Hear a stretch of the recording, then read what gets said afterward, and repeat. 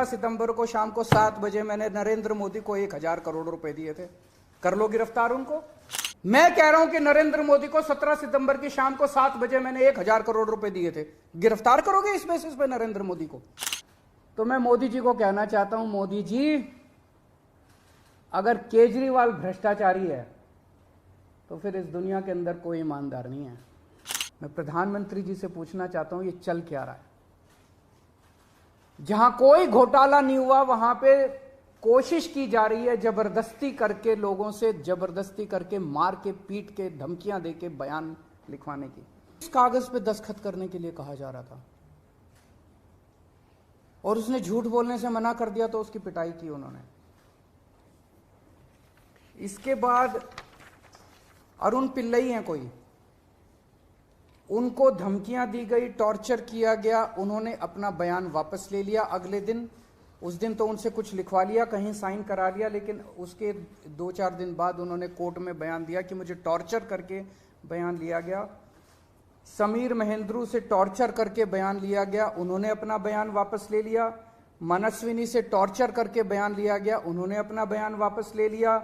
भूषण बेलगवी से टॉर्चर करके, ये 5 नाम तो मेरे पास ही हैं, पता नहीं ऐसे कितने लोग हैं जिन लोगों को टॉर्चर कर करके बयान लिए गए। ये हो क्या रहा है?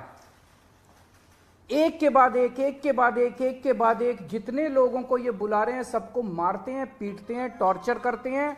एक ऐसा व्यक्ति है जिसे एक कमरे में उस व्यक्ति को बिठा रखा था, दूसरे कमरे में उसकी वाइफ को और उसके पिताजी को बिठा लिया और उसको बोलते हैं कि या तो इस कागज पे साइन कर दे, नहीं तो तेरी पत्नी को और तेरे पिताजी को भी जेल भेज रहे हैं। ये चल क्या रहा है? मैं प्रधानमंत्री जी से पूछना चाहता हूं, ये चल क्या रहा है? जहां कोई घोटाला नहीं हुआ वहां पे कोशिश की जा रही है जबरदस्ती करके, लोगों से जबरदस्ती करके, मार के, पीट के, धमकियां देके बयान लिखवाने की। एक व्यक्ति है, उससे कहा गया कि कल देखते हैं तेरी बेटी, उसकी 2 जवान बेटियां हैं, कल देखते हैं तेरी बेटी कॉलेज कैसे पहुंचती है। ये जांच चल रही है इन लोगों के। एक व्यक्ति है, उसके वकील ने कोर्ट में खड़े होकर कहा कि हमारे मुवक्किल के, मेरे मुवक्किल के ऊपर दबाव डाला जा रहा है कि दिल्ली के पॉलिटिशियंस का, कोर्ट के अंदर खड़े होकर उसने बोला कि मेरे मुवक्किल के ऊपर दबाव डाला जा रहा है कि आप दिल्ली के पॉलिटिशियंस का नाम लीजिए। ये इनकी जांच चल रही है। इस सारी जांच करने के बाद, 1 साल जांच करने के बाद, ये आरोप लगाते हैं कि 100 करोड़ रुपए की रिश्वत ली गई और दी गई। वो 100 करोड़ रुपया कहां है? एक नया पैसा कहां है वो 100 करोड़ रुपया? सब इतनी 400 से ज्यादा रेड हो चुकी हैं। मनीष सिसोदिया जी के घर पे रेड हो गई, इतने सारे दूसरे लोग, वो पैसा मिल है कहां? एक नया पैसा नहीं मिला 100 करोड़ रुपए का। ना कोई ज्वेलरी मिली, ना कोई मनीष जी के घर पे गद्दे भी फाड़ दिए इन्होंने, उनके गांव भी हुआ है, उनके बैंक लॉकर भी छान मारे, कुछ नहीं मिला 100 करोड़ में से। फिर आरोप लगाया कि 100 करोड़ रुपया गोवा के चुनाव में इस्तेमाल हुआ है। जी, गोवा के हमारे जितने वेंडर्स थे जिनसे हमने काम कराया था, सारे वेंडर्स पे रेड मार चुके ये लोग।